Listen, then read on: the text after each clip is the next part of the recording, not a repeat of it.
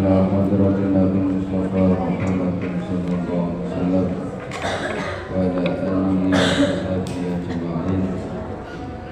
Kalimun sanadilatan dan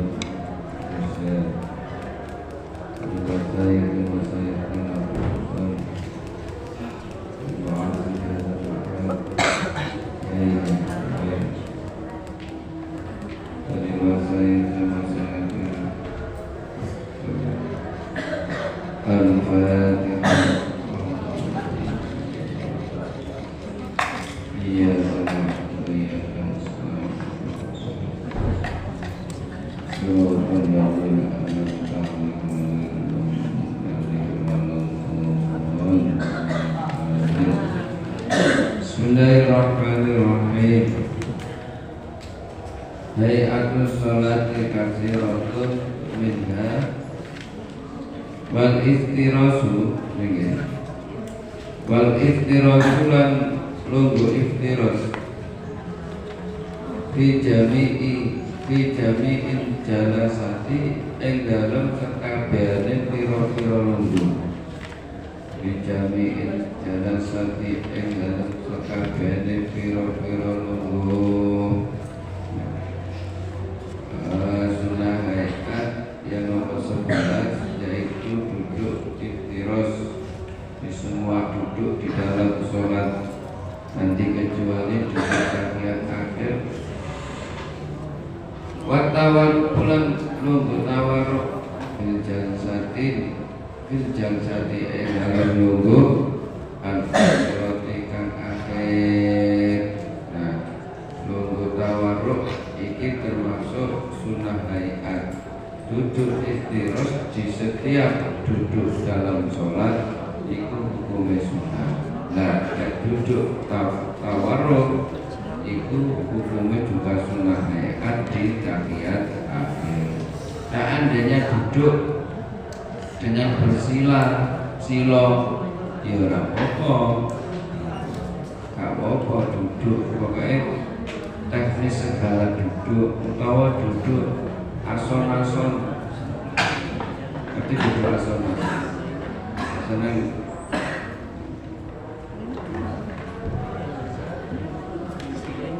Yang penting dikatakan janji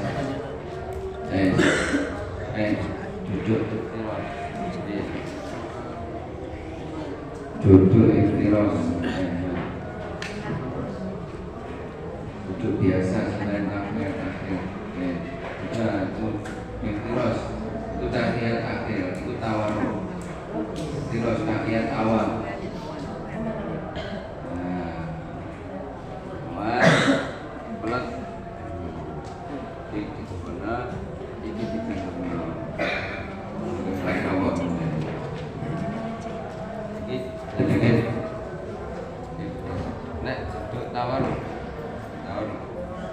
Tahiyat akhir.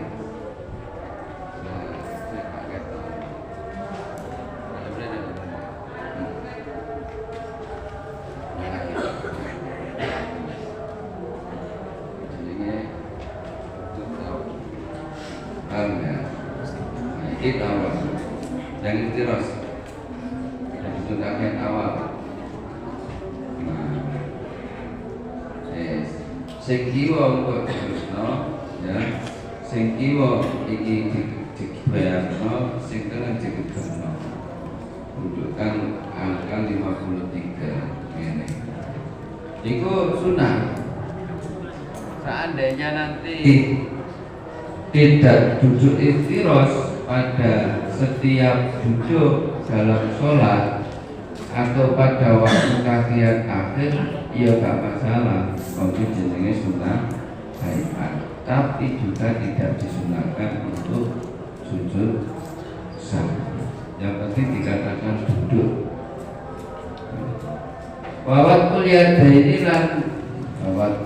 dainilan nyelehaken tangan loro alal fakidaini ing atase buku loro kita syahudi ing dalem nalikane tasyahud wabas kulusro lan benggang tangan kang kiwa qabdul yumna lan gegemaken tangan kang tengen illal musabbihata angin driji penuding iki hukume sunah hayat, yaitu meletakkan kedua tangan pada kedua apa jenenge kuku iki apa jenenge bahasa Indonesia nih paha, yang tangan kanan diletakkan di sisi kanan, yang tangan kiri diletakkan di sisi kiri. Yang kanan iki menggenggamkan. Berarti ini pas ini ya. Sedikit ini. Enggak sampai ini. Tapi ini pas dikit dulu. Sing tengen iki digenggamno. Kecuali apa? Kecuali iki jari penuding iki gak digenggamno. Nanti ketika asyhadu an la ilaha illallah iki diangkat. Dengan angka 53 ini jenenge al-musilla musabbihah kecuali jari telunjuk ini tidak ikut digenggamkan tapi kepada waktu tasyahud asyhadu an la ilaha illallah. Engkau jangan heran ada dengan teknis orang yang sholat ketika tahiyat langsung duduk tapi bagi Syafi'iyah ini pada waktu asyhadu an la ilaha illallah wa asyhadu anna muhammadar rasulullah. Jadi sing di paha kuku kanan iki tangannya digenggamkan kecuali jari telunjuk, sedangkan yang kanan kiri iki dibeber, tangannya dibeber. Wapas yusra. Tapi tidak sampai dibeber ini biasa. Tidak sampai ini sebenarnya. Pas ini dimulai. Itu cara meletakkan kedua tangan di kedua paha. Hukumnya juga sunah hayat. Ketika tidak seperti itu, ia tidak membatalkan sholat. Ia tidak digunakan untuk sujud salam. Wa taslimatul uluk salam. Wa taslimatul uluk salam asraniyatu kang kaping pindho. Ataslimatul uluk salam asraniyatu kang kaping pindho. Yang terakhir yaitu mengucapkan salam yang kedua. Iki hukumnya sunah hayat. Berarti sama maneh assalamualaikum warahmatullah. Assalamualaikum warahmatullah. Iki mendapatkan kesunahan. Seandainya tidak dilakukan, ya tak apa. Assalamualaikum warahmatullah. Langsung ngajak Allahu Akbar. Enggak masalah. Karena salam yang kedua adalah sunnah hayat. Nah, ketika kita melakukan sholat salam yang kedua, maka tetap tidak boleh melakukan hal-hal yang membatalkan sholat. Tadi waktu assalamualaikum warahmatullah terus ngomong, kamu harus lapor. Assalamualaikum warahmatullah, sholatnya batal karena dia bicara. Assalamualaikum warahmatullah. Assalamualaikum warahmatullah, sholatnya batal. Jadi karena belum menyelesaikan sholatnya dengan bukti dia melakukan salam yang kedua. Seandainya sudah salam yang pertama, assalamualaikum warahmatullah, maka ketika sudah melakukan hal-hal yang membatalkan sholat, tidak usah salam yang kedua. Bismillahirrahmanirrahim. Sudah selesai. Jadi nanti sampean ketika tidak mengetahui orang melakukan sholat kok aneh, ya tidak sesuai yang koyok biasanya, oh ternyata itu adalah hanya sunnah, hanya sunnah. Ora usah ngomong, ya, ora usah kagetan. Kok orang kunut, wah iki aliran sesat ini, ya tidak. Nah, kok orang tahiyat awal ngomongnya, ya wes yang tidak tahiyat awal ya sudah, kita tahiyat awal meskipun hukumnya sunnah al-abad. Kita melakukan kunut, meskipun tidak rukun, ya itu kita lakukan. Jadi ketika kita banyak gerakan dan banyak ucapan atau doa di dalam sholat, itu semakin banyak pahala, semakin kita berinteraksi, komunikasi dengan Allah semakin lama. Mau dilakoni, diamalkan kesunahan baik sing abad ataupun yang eman-eman. Bismillahirrahmanirrahim.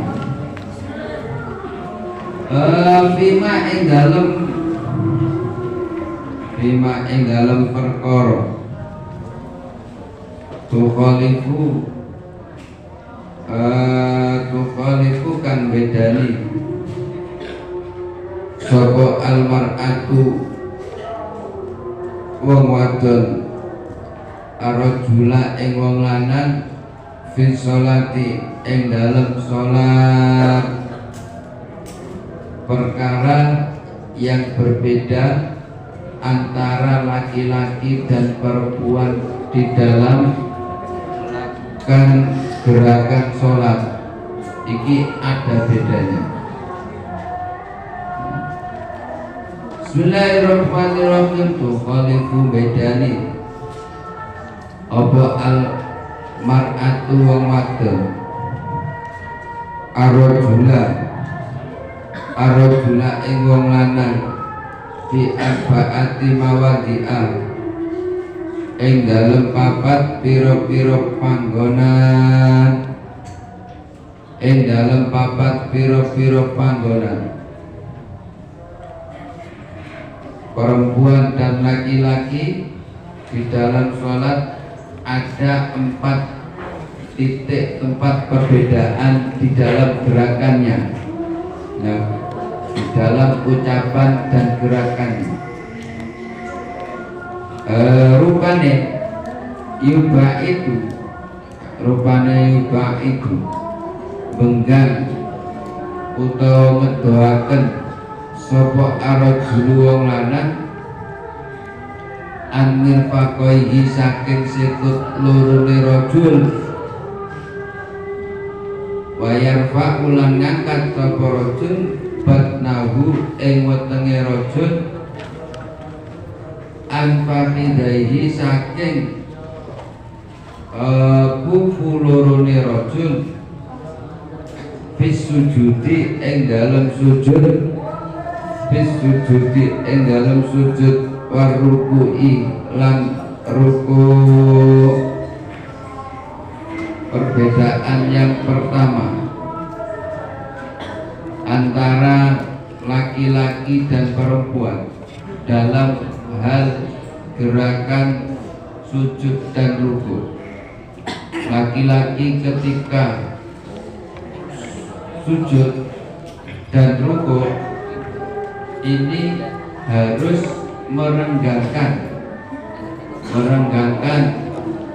ya, merenggangkan kedua sikunya dari apa jenenge kedua pahanya dan mengangkat perutnya dari kedua pahanya. Nah, Iki nek lanang. Wes. Ganti. Ayo, iki. Sudah kemarin. Rukuk. Rukuk ngadep rene. Nah, iki rukuk ngadep rono. Rukuk. Lah, iki diam. Tidak ngerti benar. Lah, iku laki-laki. Iku laki-laki. Tadi tangannya iki tidak ya gak ada ngomongin. Tadi tangannya itu tidak ditempelno nang ngene bukunya. Nah, tidak harus ngene ngene kancane. Iki bukuke roman. Nah, nek wong wedok iki dimasukkan ke belakang.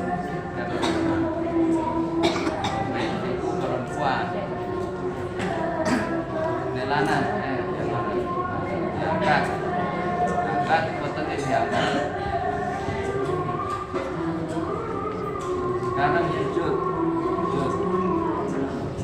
lanang, nah jentit no, jentit nah ini lanang dia besok, tidak meleno tangannya dulu las, masukkan diklaim dan nominal tengah nah itu itu paham ya? Itu adalah teknis rukuk dan sujud yang berbeda antara laki-laki dan perempuan. Jadi maksudnya wabas yusro apa jenenge yusro yubah itu arodulu amir fakohi bayapa ubat tahu di dalam rukuk itu tidak dikeluarkan ini enggak, tapi tidak ditempelkan ke perut dan kedua paha. Begitu juga pada waktu sujud. Saya kira rotok dikeluarkan ini, rotok dikeluarkan. Saya diangkat, bokongnya diangkat nang ngarep, jadi bokongnya ketarik dulu. Itu tadi seperti tadi teknisnya. Nek wedok lumruk sampai dikempit. Engko lek kaya wong lanang nyarakno gondal. Iku nyarakno gak khusyuk. Bismillahirrahmanirrahim. Ayat jarulan banteraken. Ayat jarulan banteraken sapa rajul. Fi mawdi'il jahri ing dalem panggonane banteraken salat. Yang kedua, untuk laki-laki mengeraskan bacaan suara pada waktu sholat yang disunahkan untuk mengeraskan suara. Contohnya pada waktu sholat maghrib, iki laki-laki disunahkan mengeraskan suaranya. Begitu juga pada waktu sholat isya dan subuh. Wa idza nabahu an ing dalem nalikane ngenali ing rajul apa saeun suwiji-wiji fis sholati ing dalem sholate sabbaha mongko maca tasbih sapa rajul. Lah ketika di dalam sholat, khususnya dalam sholat jamaah, iki kok indahna baru ketika ada sesuatu kekeliruan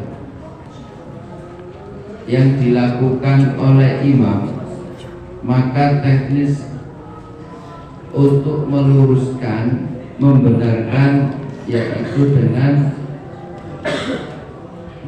dengan mengucapkan tasbih. Tadi subhanallah. Nah, teknisnya yang harus sampai ketahui ya, Yang harus sampean ketahui, ketika kita mengingatkan imam dengan zikir tasbih, tidak boleh hanya diniati untuk mengingatkan imam saja. Kok ada imam iki keliru terus sampai ingatkan subhanallah, sampai si makmum ini hanya niat mengingatkan imam, maka sholatnya makmum batal karena dia berkomunikasi mengkhitabi manusia. Di dalam sholat nggak boleh berbicara dengan manusia yang memahamkan. Nah, teknisnya sampai niati zikir, berarti niat zikir. Misalku enek imam keliru, langsung sampai zikir nang Gusti Allah subhanallah. Atau niat zikir dan niat mengingatkan subhanallah. Tapi nek murni mengingatkan, murni untuk mengingatkan, murni untuk mengingatkan, iki sholatnya makmum yang murni mengingatkan, iki batal. Ojo karo zaman mengingatkan bacaan imam, sampean niat maca Quran, niat maca Quran, orang niat untuk komunikasi ngeleno imam saja, tapi niat maca Quran pas imam madhep atau melakukan kesalahan, itu luwih slamete, itu teknis mengingatkan. Bismillahirrahmanirrahim. Amal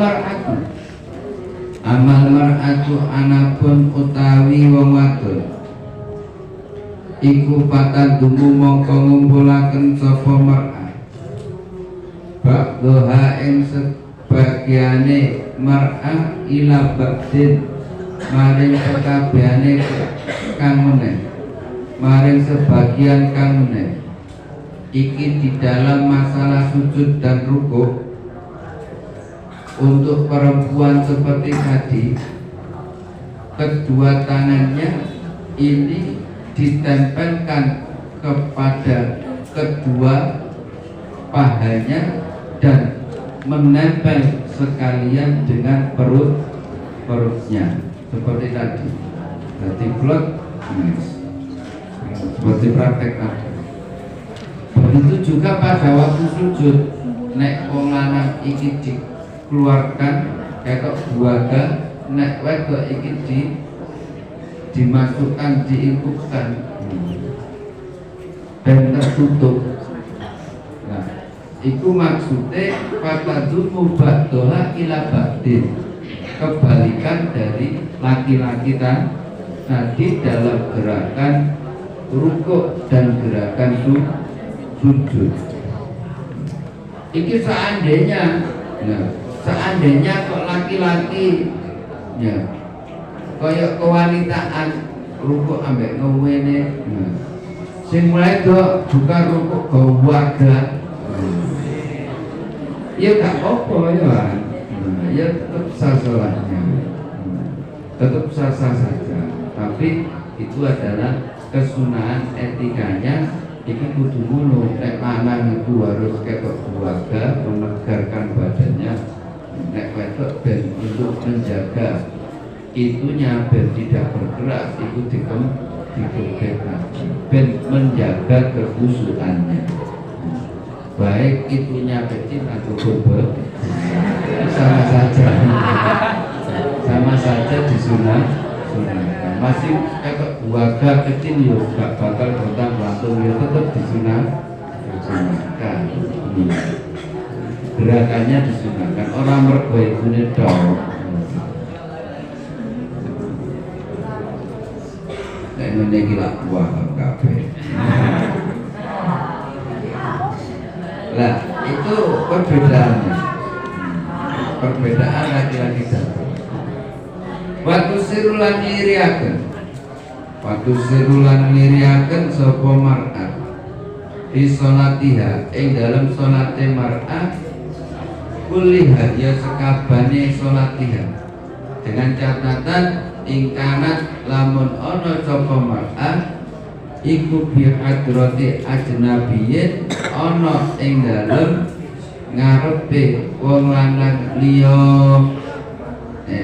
Nek laki-laki mengeraskan suara di sholat yang disunahkan mengeraskan suara,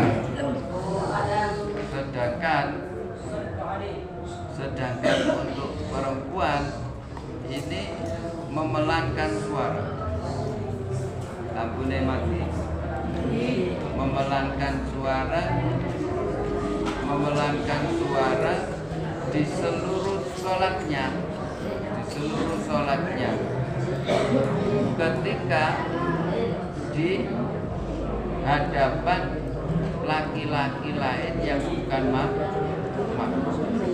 Tapi kok nanti sama perempuannya? Nah, ketika sama perempuannya, yo nek sholate ku padha sama perempuannya, maka perempuan ini juga disunahkan mengeraskan bacaan pada sholat yang disunahkan mengeraskan bacaan.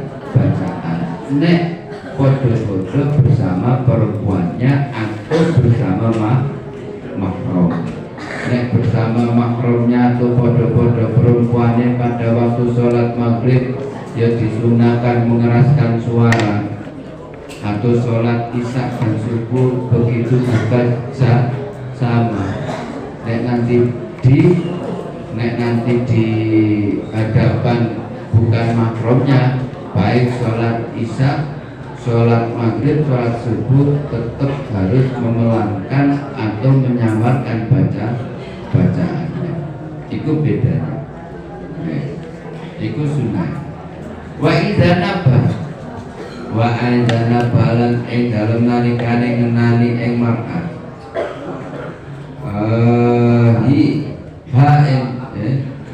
Ing dalem ngenani ing mar'ah apa syai'un suwiji-wiji. Fi sholatiha ing dalem sholate mar'ah. Sofakot mongko keplok sapa mar'ah ketika terjadi sesuatu pada waktu jamaah perempuan, kok imamnya itu mengalami kesalahan. Nah, cara mengingatkan yaitu dengan tepuk tangan. Tapi tepuk tangan itu teknisnya beda.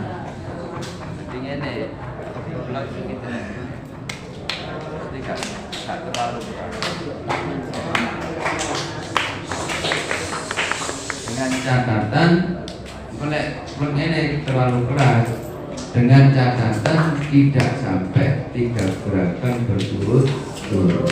Nah, nanti sampai 3 gerakan berturut-turut itu bisa membatalkan sholat, meskipun dalam rangka untuk melakukan kemaslahatan sholat, yaitu meluruskan imam. Nah, ini tetap berdampak. Sama halnya ketika laki-laki mengingatkan imamnya dengan membaca tasbih, kok dia hanya niatnya untuk mengingatkan, jadi jamaah dalam terus sampai yang mengingatkan sholatnya tidak sah.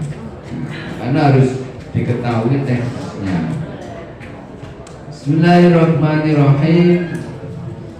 Mubtilatus sholati wa makruhatuha wallahu a'lam.